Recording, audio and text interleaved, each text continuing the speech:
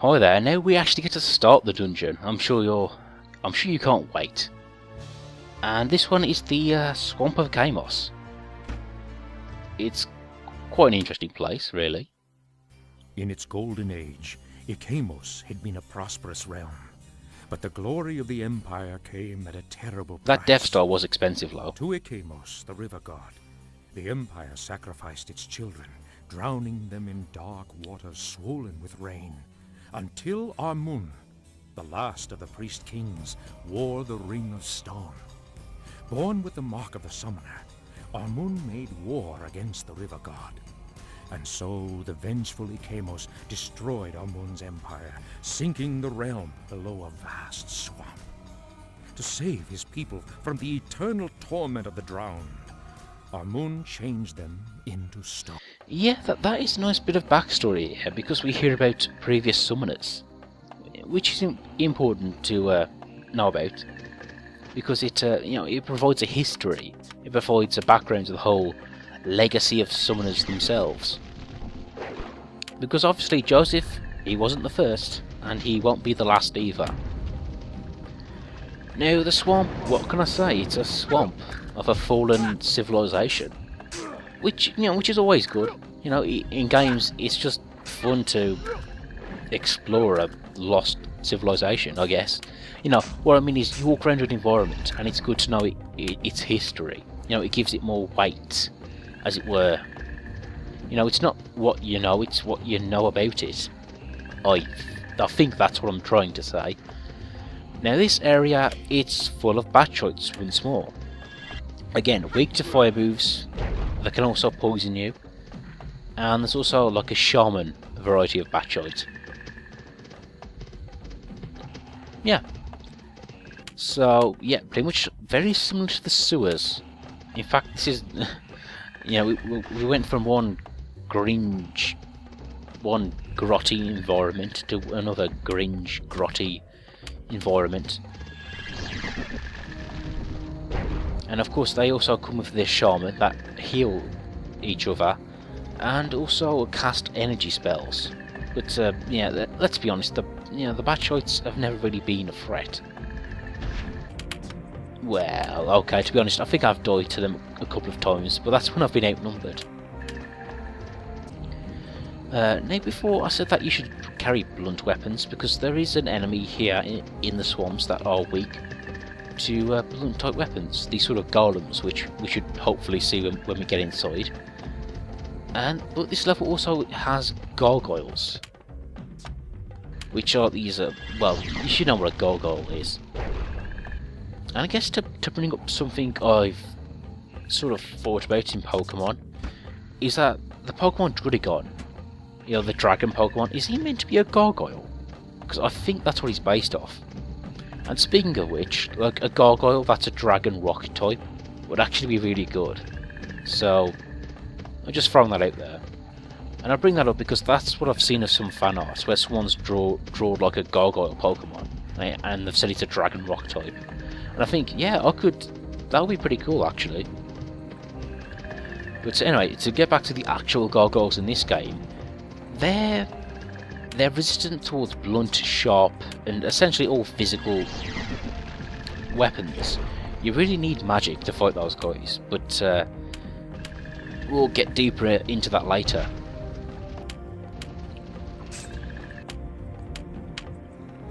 And in case you're wondering, these Batroids do drop Batroid tails, which you can sell to the guy in Lenel City again. I suppose it's good to grind money. Something I tried to do there was use Rosalind's Assess ability. And, well, that's pretty much like what it says. Rosalind can sometimes assess enemies to find out what they're weak and resistant against. It's pretty good the first time round you play this game.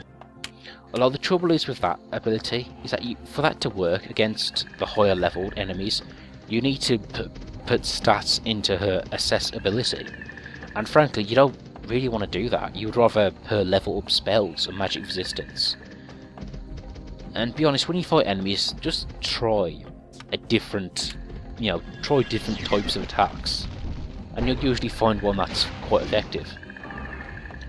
Now, something about this dungeon, and when I say dungeon, I mean dungeon in the sense of it's an area in an RPG, you know, with a boss and what have you, but it's something of a maze. You can sort of, I think I do get a bit lost around this whole environment, but on the bright side, at least I get to fight some Batchoid. You know, I get to grind up fairly often. And speaking of grinding, I found that in this game I only had to do it once, and even then I'm not 100% sure I had to do it. And I think the reason why I didn't have to do it really is, well, one, I'm doing side quests, so I'm also getting experience from doing that. And honestly, that's a much more enjoyable way of getting experience than fighting enemies over and over again.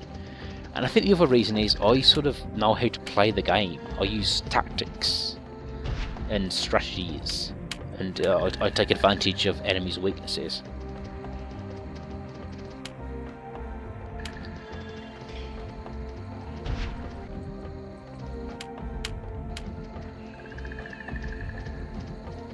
I really do like the music in this section. Now, before I said the music was bland, but I guess I was judging the music on how catchy it was, rather than what it does. And it is quite atmospheric, and it's quite... I don't know if it's the word complex, but what I mean by that is that it uses a good variety of instruments. Then it is very atmospheric, this swamp. I mean, we are essentially going into a mass gravesite. We've actually a very dark story. And by the way, the summoner, you know, the previous summoner that was mentioned in the cutscene, we do actually get to see him again. So you know that's pretty interesting. You know, him and Joseph can have heart to heart. Hey, you're a summoner. I'm a summoner too. Yay! Let's be friends. Yeah, I'm sure that's exactly how that will go down once it happens. But speaking of this whole city, it is rather grim. It's like you saw in the intro movie. This was essentially a place where mass child sacrifice took place, and the whole idea of sacrifice, obviously it's a bit dark, but I wonder where it comes from. I mean, I guess humans is, we have an expression, you know, there's no such thing as a free lunch. So our general feeling is that if we're going to get something good, we're going to have to pay for it in some way. Which I guess is, you know, where the idea of sacrifice comes from to begin with. You know, ancient civilizations, like the Aztecs, thought, oh, we need to keep the sun going. Let's let's carve out people's hearts. Yeah, I know the Aztecs were a very advanced civilization for their time, and yeah, it was you know, it is a bad thing. Their culture was destroyed by the Europeans, but I'm just saying it does sound like a really savage civilization. Oh, you know, I think I might have done something really stupid. I said Aztecs. I think I might have gotten confused with the Mayans. But anyway, I'll just admit this now. South American history, native history, is not really my forte. But anyway. Ooh, I'm talking about making human sacrifices here. So, yep, there we go. We're coming up to this structure here. It's actually the altar of where most of these sacrifices took place. And by the way, you can see there are also like green imps in this swamp, and yet they'll poison you. And you can see when they're trying to walk across this sort of structure, and I guess that will be like a downside to this game sometimes, is that you don't know where you can walk. Like you see some rubble and you think, oh, I can walk over that, and apparently I can't. Yeah, here it comes, the huge altar where this sort of sacrifices took place. And you can see the people there frozen as statues. You know, I hope they're not conscious while they're statues. you know, I hope they're actually dead, because otherwise that would be a living hell. But you know, like it was said in the intro, the other option was to have an eternity of drowning. Have the people drown for eternity under the river god. You know, that was a bit dark. So yeah, so hopefully, yeah, they're dead. They've been mercy killed. Oh, this is rather a grim place. If you like post-apocalyptic stuff, you probably like this game. And you just saw there we fought a gargoyle. Remember that they're weak against magic, and that's it really. Now, as for the gargoyle blood we need to collect to complete that side quest, it seems to be random.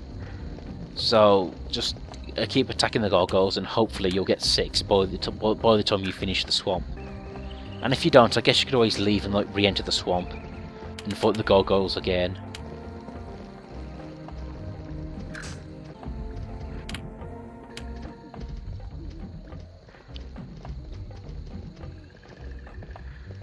Now, to talk about the later part of this game, this game does have a habit of reusing environments, and pretty much you'll be revisiting every dungeon you go through during this first quarter of the game.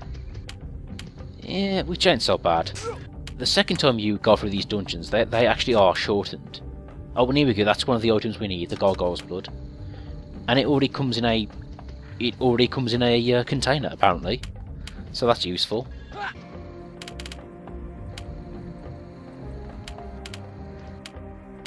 And again, these gargoyles can be deceptively powerful, so try and take them out one by one. Okay, next part we'll be actually heading inside the palace.